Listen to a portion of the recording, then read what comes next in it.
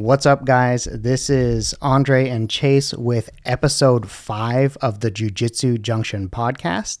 And today we're going to be talking about a pretty common question that a lot of beginners and white belts ask when they're feeling technique overwhelm. How do I remember all of these techniques? And it's kind of a challenge, right? Because sometimes we only see these techniques that we're learning for a week at a time. And when we are just beginning, it can be pretty tough to find actual reps for these techniques, especially in a week. Especially, imagine being a hobbyist, right? And you've got 1 week where you're learning this move, and this is your first week. Are you going to hit that technique within that week? Probably not. Probably not. No. One of the notes we talked about, making sure that, man, you start off, whatever that technique is, learn the name of the technique. Yeah. And being able to look it up. Like, if you don't have as much time on the mat, then we've got to spend time watching it. Like, man, that's going to be a big. Yeah. You need to have a chance to commit it to memory. And since you're not necessarily going to be able to physically commit the techniques, like you're not going to get those repetitions necessarily, you have to do the next best thing, and that's to take notes, figure out the names, and see it. Seeing it 10 or 15 times is a whole lot better than seeing it that one time that your instructor did it. Yeah, for sure. And there's so many, you'll see a lot of different variations, and you'll really, if you're spending time trying to look a specific technique up, you're putting time into that technique and really trying to learn. It'll stick in your brain. And I've learned many techniques by watching and kind of working through it online. And maybe I was injured. That's most of the time. I train as much as I can, but when I'm injured, I really use that video time to kind of help keep techniques in my head and going. Yeah. Something else that I would like to add is that in order to master something, you don't actually have to do it. It's about time spent thinking about and trying to learn a skill. And is it better if you're physically learning it at the same time as committing it to your memory? Yes. But it's a lot easier to get some of that mental time, that thought time, that watching and learning time, especially in the first 6 months. That's more crucial than the time spent on the mat, because your brain has to start understanding why I'm doing things, and the only way you're going to is by experiencing as much as you can. You said mastery. It's a lot. It has a lot to do with the time spent. Not just physically doing something, but mentally. So really kind of up in that mental side, and every time you're able to step on the mat, from the time you get in there till the time you leave, review those techniques that you've been watching. Don't, try to win that round, or, talk more. Like, actually, if you want to learn it, then put your time into it, and kind of spend time before practice, after practice, all the above on those techniques. I actually have a set of techniques. Usually it's the basic technique in every position. Once I learned a new technique from a position, I would write it down, and I made sure I hit that for the next month. And that was kind of like my routine. I would go in and warm up before class, and I would just do those techniques. It started out as 5 techniques, and then it was 7, and then it was 10, and then I'm doing 10 techniques, 2 to 3 reps a piece, but just enough to kind of implant it in my brain, along with all the videos and stuff that I'd watched. Yeah. You said as a part of your warm up. So there are a lot of techniques that you can just have as a part of a mental warm up too. Like if you're only a few months in, right? I've done a lot of moves on air. I teach. This week, maybe this weekend, I was teaching to a new set of people that hadn't grappled a lot, and I made an adjustment, and I went back on Monday and I taught this movement to my kids. So like, I'm sitting there in between lessons, and I'm like, man, how can I explain this a little better so that the person who's never grappled can get it? I'm like, oh, wait a minute, I can do it on air. So look, so even that, like getting those mental reps on air before practice, like, okay, put my leg here, put my arm here, chin tucked, head down, like all those little things, Right. Are mental reps that's big. I love that. That's something that I do and I implement with my kids right away. Yeah, it's like if you're able to visualize the move in like reasonable detail, then you're going to be able to find it when it's actually time to try the technique. You can hold. I've set a camera. I've set my phone up before, right beside me, and made sure that I was moving my body in that motion, like all the way to that point. Yeah. Yeah. So there are things you can do to kind of kickstart yourself and get things moving in the right direction before you start actually hitting these in live rounds. Learning the name of the technique, videoing yourself doing it, watching videos of other people doing it. And I think that one of the other things that you can do to make it easier to remember the techniques is to understand kind of the bones of what makes the technique work. And I think that there's like two parts. How do you control the situation enough to actually work the technique? So the control component of doing the technique. And then there's the actual mechanics of how to finish the technique, right? Yeah, how to pull, it's really, right now I'm kind of nerding out in jiu-jitsu, about keeping tension on the line. So it's learning stuff like that, when to apply the pressure and the technique. That does come, I think that comes after, that's secondary, right? First is all the mental reps. And then once you've kind of know where to put it, it's the way to really learn those techniques is, try to feel each of those. If there's a checkpoint at the bones, you have to feel the movement. You have to feel, why do I need to put my foot here? Oh, that's to keep their hip away. And really trying to understand it to that level. If we're trying to learn it, because there's so much, jiu-jitsu is it's so hard to teach sometimes, because you got to have both feels. Yeah. And creating the control and, there's the position before submission and all of that stuff that gets repeated. And I think that at a certain point, people start to ignore that. And that's finding the right positions and setting up the submission attempts. If that's all you focus on, you're going to end up getting reps on these techniques far sooner. Yeah, for sure. I'm diving right in. Anybody that starts fresh with me, obviously I coach kids mostly. Now I get to help with adults all the time.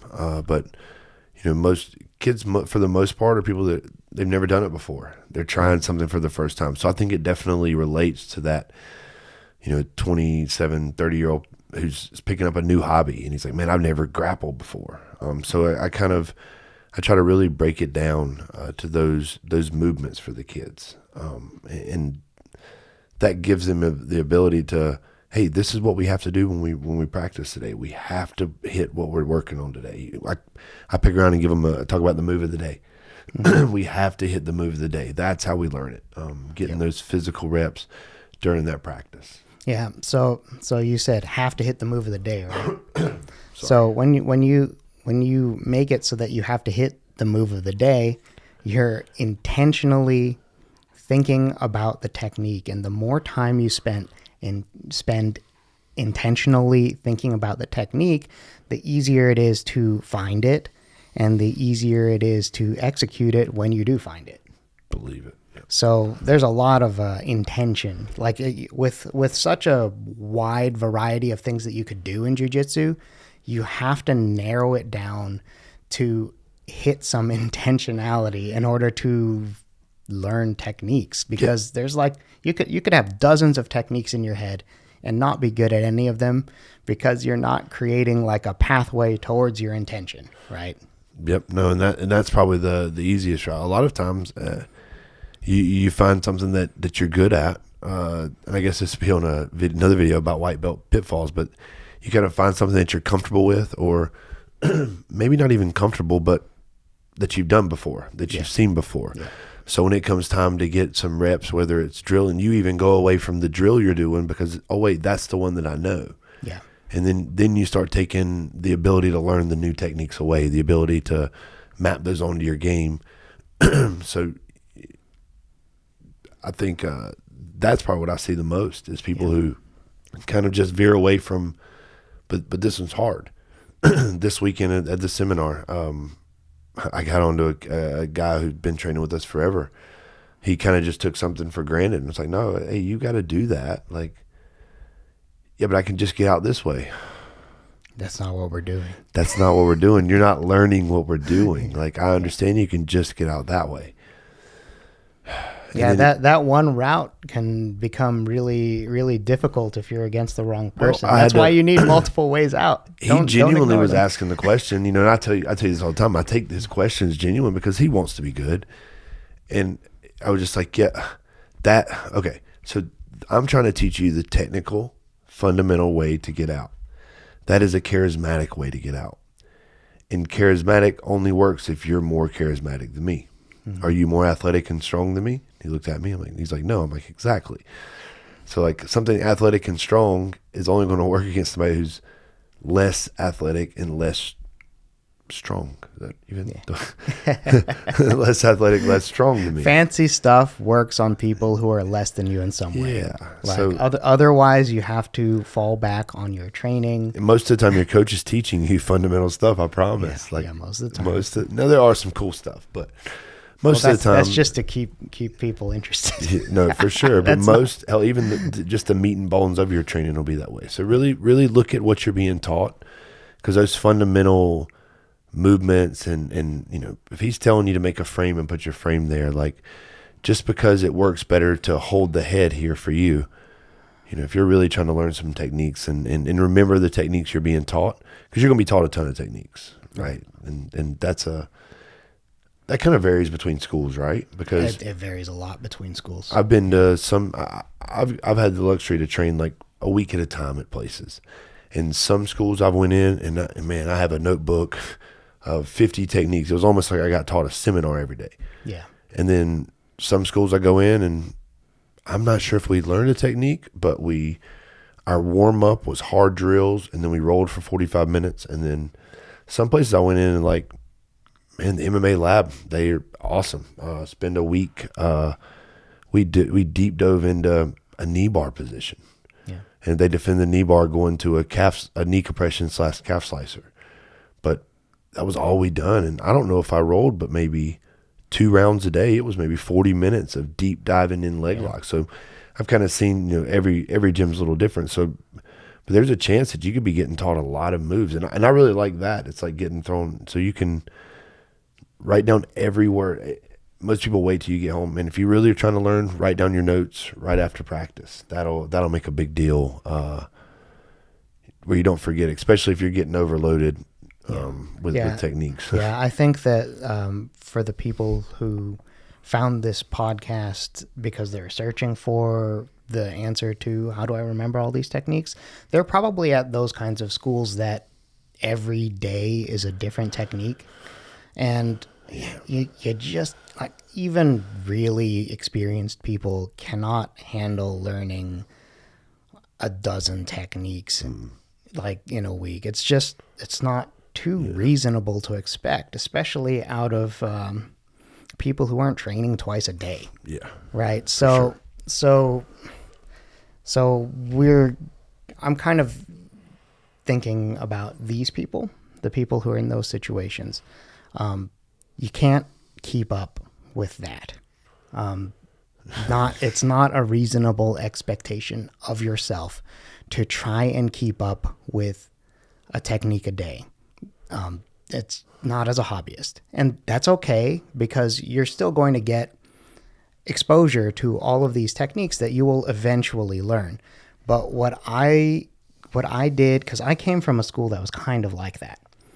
Before I moved to North Carolina, and it was like a different technique, sometimes in every class throughout the day. So if I went to multiple classes, I was going over 2 different techniques, and it just depends. It was because of different instructors, whatever. There wasn't a unifying curriculum. And I think that that's what most people experience. So what I did in order to kind of start adding things to my usable tool belt was I wasn't just looking at one technique. I was kind of trying to group my techniques that I was looking for based on, whatever grouping kind of made sense. Like maybe it's one from mount, one from side control, and one from guard. Or I'm thinking about one sweep. I'm thinking about one submission from top, one submission from bottom.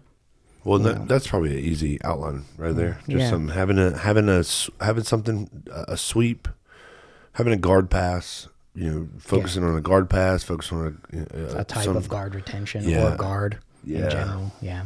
An attack from side or top, and then usually you get an escape too, and then maybe I almost feel like that one takes care of itself, but for sure, especially at the beginning. But definitely have at least one escape you're working towards. Yeah, and that's again, it goes to notes. In your notes you write that down, like, hey, here are the 4 positions I want to find something. I want to focus on this week. Okay, what techniques have we learned? Okay, cool, we've learned this technique, and kind of fill your outline in. I'm still a big believer, even if, because I went through a bunch of different types of instructors.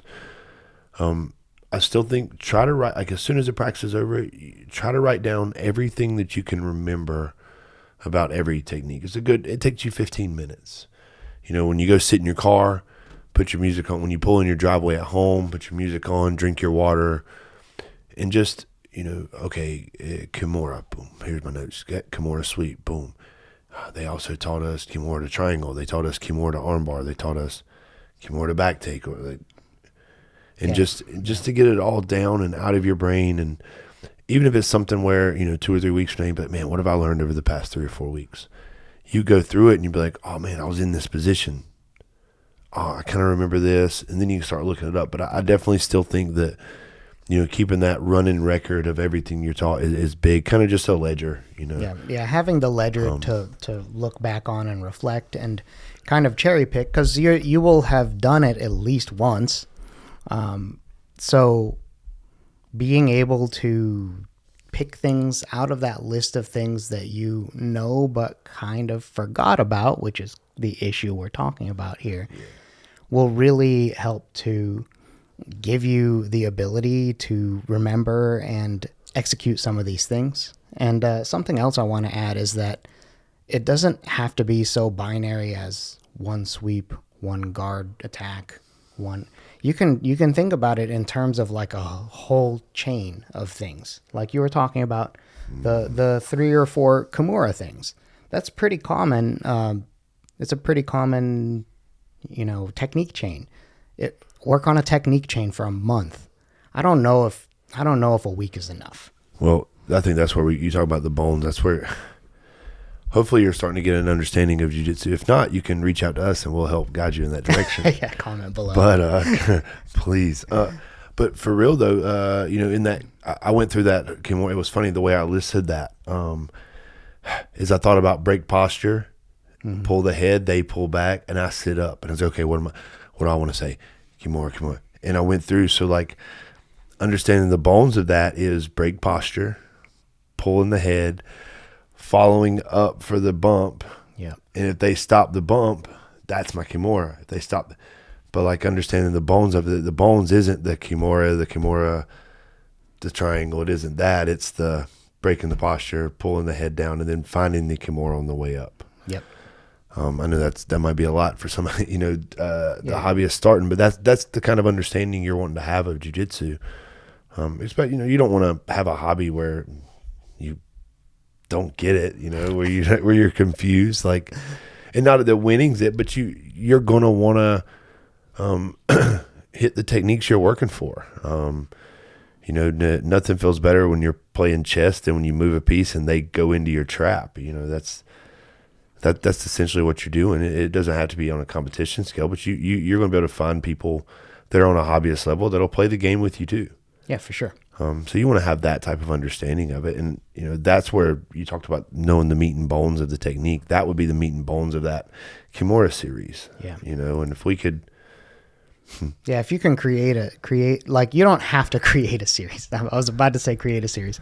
If you can follow a series of techniques, like, this is pretty well charted. You're gonna be able to find submission technique chains or jujitsu technique chains. They're all over the internet. So find one of those, and you're going to be able to understand more things quicker, even from things that are not directly related. I'm just thinking.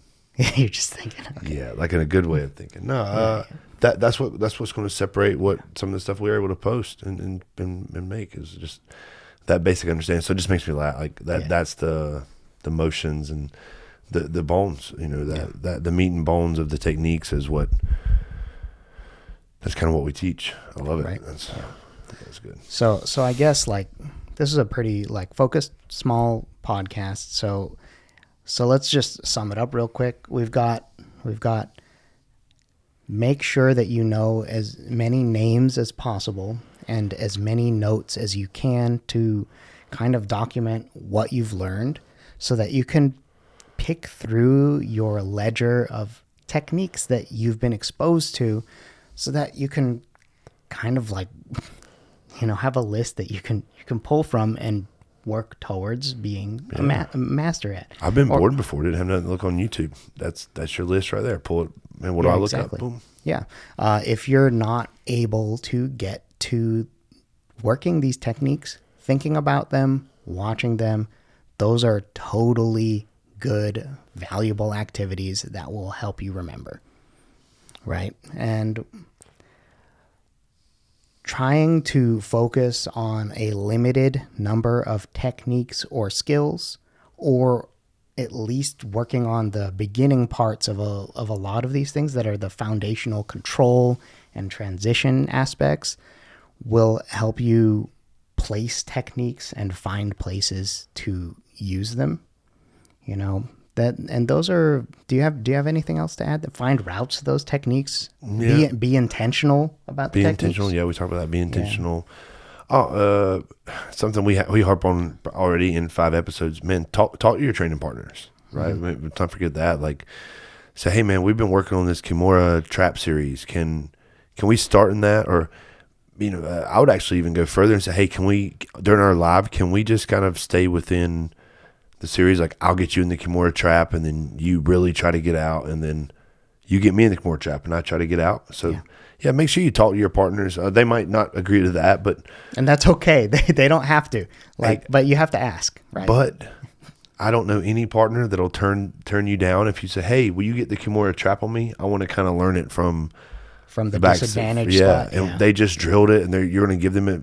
They'll probably accept that. Yeah. So worst case scenario, and if they get it tap, you can say, hey, you can start back there again. And man, if we can do that, now we're learning. So that's really that focused time, like clear intentional on the techniques will make a huge deal too. Yeah. Yeah. So find ways to think about it, find ways to do it, even if that means just talking to your training partner. Yeah, that's the easiest. And don't pick too many things at once. Like, if you're being exposed to a ton, write it down.